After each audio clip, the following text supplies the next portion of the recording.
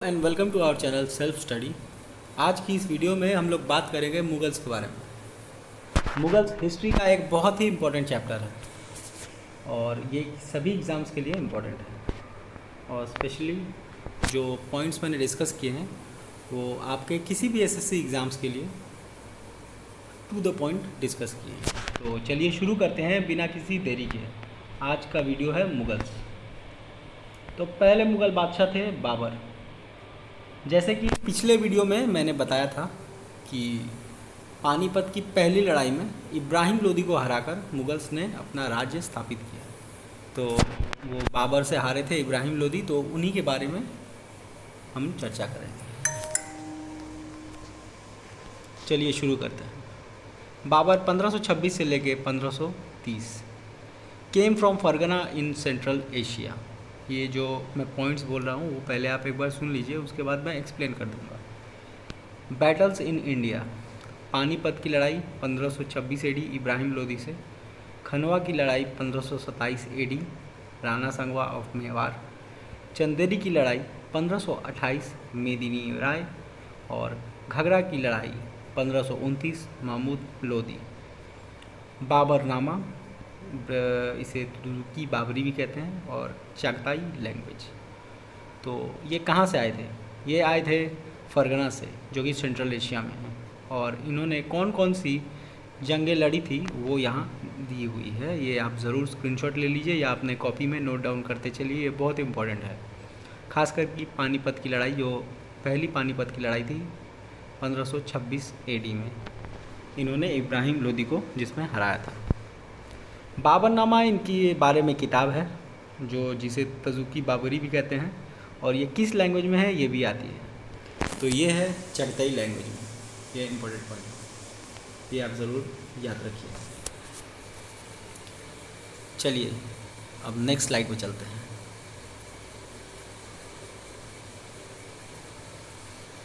हुमायूं। बाबर के बाद आए Humayun. Lost the empire to Sher Shah Suri in 1540। Battles with Sher Shah. Chausa का बैटल 1539 में।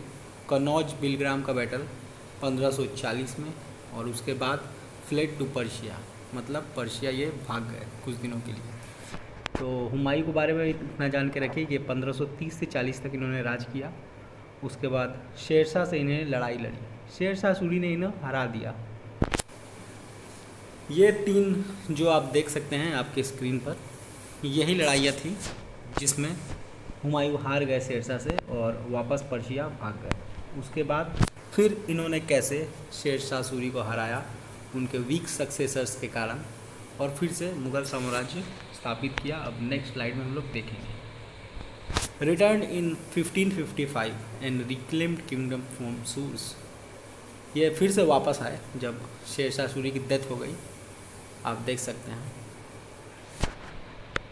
और उसके बाद इन्होंने अपना किंगडम फिर से वापस पा लिया।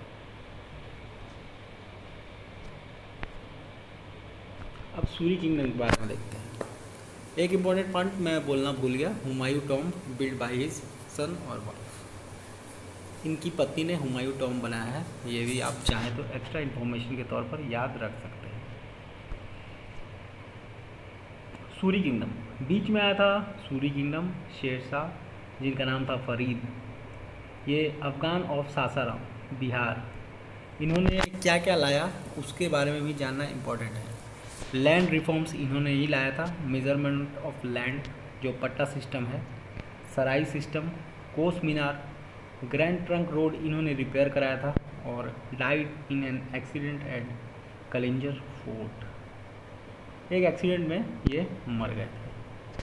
उसके बाद जैसा मैंने बताया, इनके सक्सेसर्स बहुत ही कमज़ोर थे और वो हुमायूं से बैटल ऑफ सिरहिंद में हार गए थे।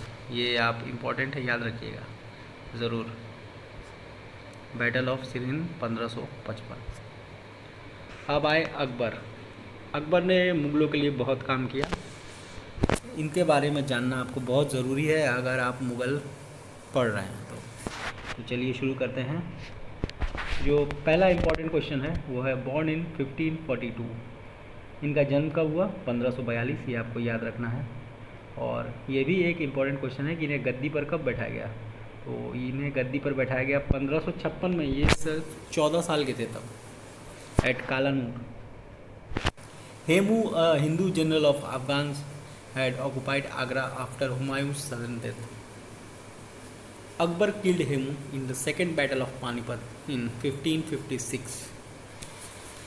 अब क्या हुआ, जैसे ही अचानक हुमायूं मर गए थे तो हेमू, जो कि लास्ट हिंदू जनरल भी कहा जाता है, ये भी इम्पोर्टेंट है, उन्होंने हुमायूं को आराम से हराया और कुछ दिनों के लिए कब्ज़ा कर लिया था।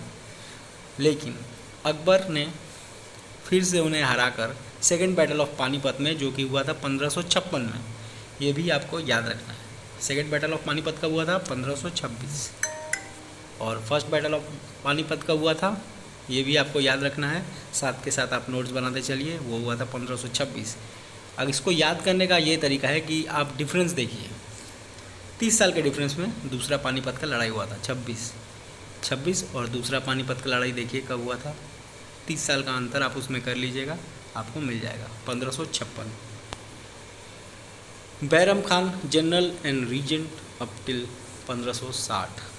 तो बैरम खान इनके मुख्य सेनापति थे अंटिल 1560। क्यों? क्योंकि 1560 में 18 वर्ष के हो चुके थे। कॉन्क्वेस्ट ऑफ अकबर, अकबर ने क्या क्या जीता था उसके बारे में भी आपको पता होना चाहिए। मालवा, मेवाड़, गुजरात, बिहार, बंगाल और Khandesh. Battle of Haldi Ghati 1576 with Maharana Pratap of Mewar, ये भी इम्पोर्टेंट है, आप इसे ज़रूर नोट कर डाउन करते चलिएगा। तो पहला बैटल हमने क्या देखा, पानीपत की लड़ाई, पहली लड़ाई 1526।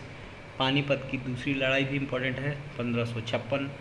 और फिर बैटल ऑफ सरहिंद भी इम्पोर्टेंट है 1555। और ये बैटल ऑफ हल्दी घाटी जो है ये भी इम्पोर्टेंट है, किससे हुई थी? महाराणा प्रताप ऑफ मेवाड़ 1576। ये ज़रूर आप नोट करते चलिए। अब इन्होंने क्या क्या रिफॉर्म्स लाए वो भी आपको जानना ज़रूरी है। Good relations and matrimonial alliance with Rajputs of Rajasthan, इन्होंने बेहतर रिलेशन और मैट्रिमोनियल अलायंस की राजपूत के साथ। ये आप बहुत लोग को पता होगा, जोधा अकबर फिल्म भी निकली थी, अगर आपने नहीं देखा तो ज़रूर अपने समय निकाल के आप देख लीजिए, अच्छी पिक्चर है। रिमूव्ड जजिया एंड पिलग्रिमेज टैक्सेस, ये भी क्वेश्चन आता है कि किसने जजिया रिमूव किया, और बाद में पढ़ाऊँगा कि फिर से जजिया री इम्पोज किसने किया। तो अभी के लिए आप याद रखिए, जजिया रिमूव्ड बाय अकबर। इबादत खाना एट सिकरी, रिलीजियस डिस्कशंस होते थे वहाँ पर। दीने इलाही, एक न्यू रिलीजन इन्होंने फॉर्म किया, दीने इलाही, जिसमें सभी इक्वल थे, उसीलिए ये ज़्यादा अडॉप्ट नहीं हो पाया। लेकिन ये भी इम्पॉर्टेंट है कि दीने इलाही जो न्यू रिलीजन है वो किसने लागू किया था? तो अकबर ने लागू किया था। नवरत्न्स एट कोर्ट, इन्हीं के कोर्ट में नवरत्न्स थे। अकबर नामा भी लिखा गया, जिसे आईने अकबरी कहते हैं, अबुल फजल के द्वारा। और याद रखिएगा कि वहाँ पर था तुजुके बाबुरी, चगताई लैंग्वेज में, जो कि था बाबरनामा। अब इनके आर्किटेक्चर के बारे में थोड़ा देख लेते हैं।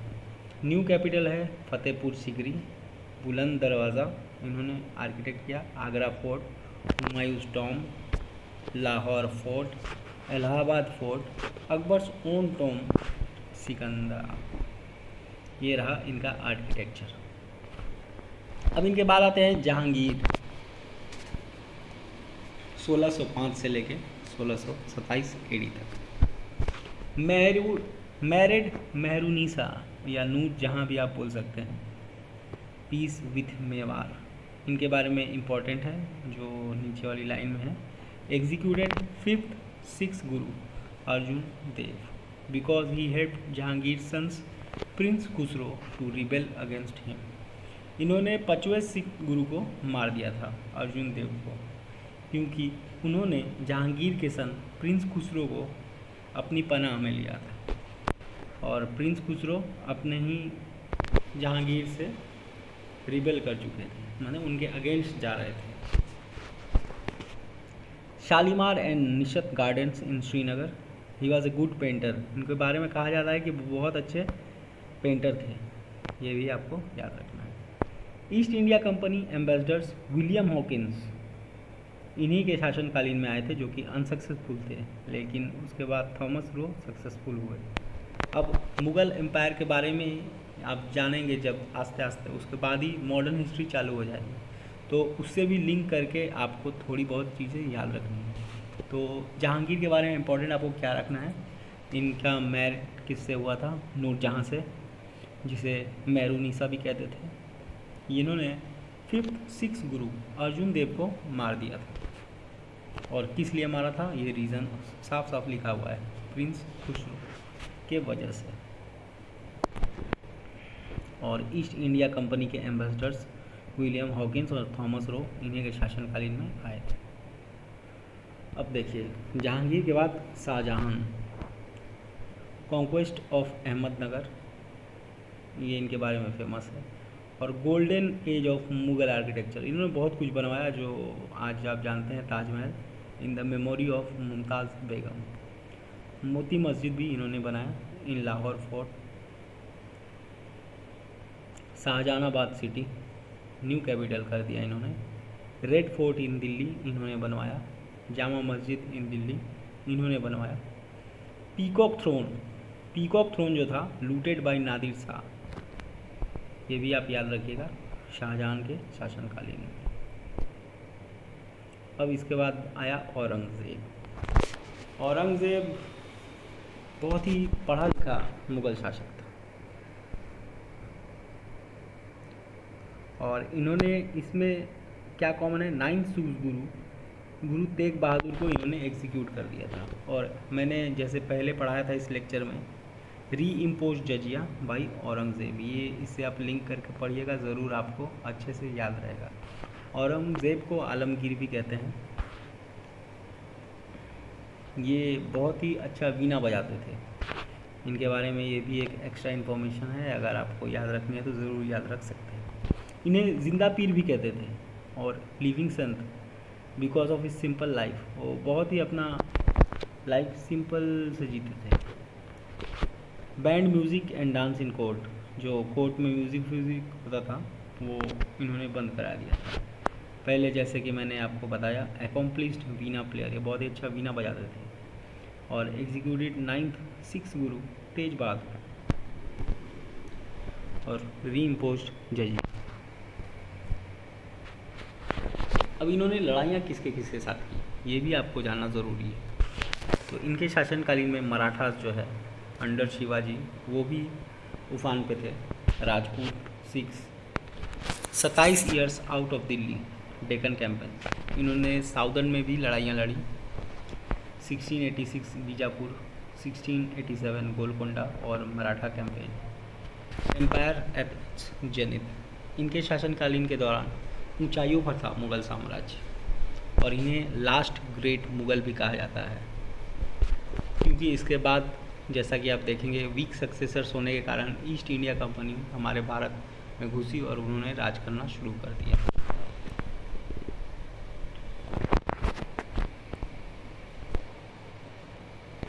बिल्डिंग्स बाय आलमगीर, बीबी का मकबरा eight Aurangabad, Moti Masjid in red fort Delhi, ये इन्होंने बनवाया है। एडमिनिस्ट्रेशन ऑफ मुग़ल्स, चलिए देखते हैं एडमिनिस्ट्रेशन ऑफ मुग़ल्स के बारे में। Dahshala system by Raja Todarmal, land measurements, 10 years average taken for revenue collections. Suba system, provinces, subedar, governors, ये सब एडमिनिस्ट्रेटिव सिस्टम थे, मुग़ल कैसे राज करते थे। इसके बारे में अगर आप नोट्स बनाना चाहें तो ये एक्स्ट्रा इन्फॉर्मेशन है, ये आप बना सकते हैं, ये आपके CGL के काम आ जाएगा। लेकिन MTS के बारे में मैं बता दूं कि इतनी डीप नॉलेज की ज़रूरत नहीं है, आपको एक सीक्वेंस याद होना चाहिए, और जो मेन पॉइंट है वो मैं डिस्कस करता ही चलूँगा। मनसबदारी सिस्टम इन्हीं का बनाया हुआ है मुग़ल्स का। सैलरी एंड स्टेटस और सवार हॉर्समैन। इक्तदारी सिस्टम भी, मनसबदारी और इक्तदारी सिस्टम अगर पूछा जाए कि किससे रिलेटेड है तो वो मुग़ल से रिलेटेड है। उन्हीं के एडमिनिस्ट्रेशन में ये सब लागू हुई। अब चलिए देखते हैं additional facts about Mughals. Gunpowder empire, Persian writings and influences. Gunpowder empire इन्हें कहा जाता था। Tobacco bought first time in Akbar's court by Portuguese.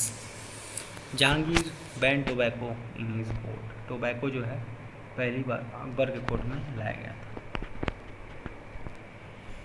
ये कुछ एडिशनल फैक्ट्स हैं, आप चाहें तो स्क्रीनशॉट ले सकते हैं या नोट्स बना सकते हैं। चलिए डाउनफॉल ऑफ मुगल्स। मुगल्स का डाउनफॉल में सबसे ज़्यादा महत्वपूर्ण क्या रहा? सबसे पहला weak successors. Last great Mughal जो था वो औरंगज़ेब था। उसके बाद जितने भी सक्सेसर आए वो उतने स्ट्रॉन्ग नहीं थे। उन्होंने जंग हारनी शुरू कर दी, या उनके मंत्रिमंडल में कुछ ऐसी कमी थी जिससे वो हारते गए। Weak successor, wars of succession, too large area. जब औरंगज़ेब गया तो उस समय मुग़ल साम्राज्य अपने पीक पे था, जेनिथ पे था। तो उसके बाद क्या हुआ कि इतना लार्ज एरिया हो गया था और सक्सेसर्स इतने वीक थे कि वो संभाल नहीं पाए। अब नादिर शाह 1739 और अहमद शाह अब्दाली, इन्होंने हमला भी किया मुगल्स पे। उससे भी इनका शासन बहुत कमज़ोर हो गया था। Provinces asserted autonomy. जो औरंगज़ेब ने इतनी मेहनत करके अवध, गोलकोंडा, बंगाल ये सब पे राज्य जमाया था, अब ये तीनों ही इनके अगेंस्ट रिबेल करने लगे और अपने अपने राज्य स्थापित कर लिए। उससे मुग़ल साम्राज्य बहुत ही कमज़ोर हो चुका था। अब बीच में मराठा पावर्स भी मुग़ल से टकरा रही थी और अपने चरम सीमा पे थी। कॉन्सिलेटेड अंडर शिवाजी, ये गुरिल्ला कैंपेन का यूज़ करते थे। गुरिल्ला कैंपेन मतलब छुप के वार करना। वो छुपे रहते थे और ऐसा वार करते थे कि छोटी मोटी टुकड़ियों से ये कई बहुत बड़ी बड़ी सेनाओं को हरा देते थे। तो इसे कहते हैं गुरिल्ला कैंपेन। ये कुछ एक्स्ट्रा जानकारी है, आप चाहें तो याद रख सकते हैं। जैसे कि मैंने कहा औरंगज़ेब के बाद सक्सेसर्स वीक थे, तो इसीलिए मराठा पावर बहुत ही तेज़ी से फैलने लगा। Expanded to Gujarat, Malwa, Rajasthan under the Peshwas. Marathas और पेशवास आप जैसे जानते हैं उन्होंने बहुत ही जंग लड़ी और जीती भी। छत्रपति को किंग कहते हैं। अश्व प्रधान क्या होता है? Council of 8 ministers. ये इनके एडमिनिस्ट्रेशन सिस्टम के कुछ पार्ट्स हैं जो आपको याद रहना चाहिए। पेशवा कौन होता था? प्राइम मिनिस्टर होता था। ये टैक्सेस वसूल करते थे, चौथ और सरदेशमुखी। तो बस आज के लिए इतना ही। मुगल्स पढ़ाते पढ़ाते मैंने कुछ मराठास के बारे में भी जानकारी दी। आशा है आपको पसंद आया होगा हमारा वीडियो। तो ज़रूर लाइक और सब्सक्राइब करें हमारा चैनल सेल्फ स्टडी। और इसके बाद मैं पढ़ाऊँगा मॉडर्न हिस्ट्री, कैसे ईस्ट इंडिया कंपनी आई, जैसे कि मैंने इसमें ब्रीफ हिस्ट्री भी बताया है, और उसके बाद उन्होंने कैसे इंडिया पे शासन किया और इंडिया उनसे कैसे आज़ाद हुआ। तो आशा करता हूँ आपको नेक्स्ट लेक्चर्स भी पसंद आएंगे। आज के लिए इतना ही, धन्यवाद।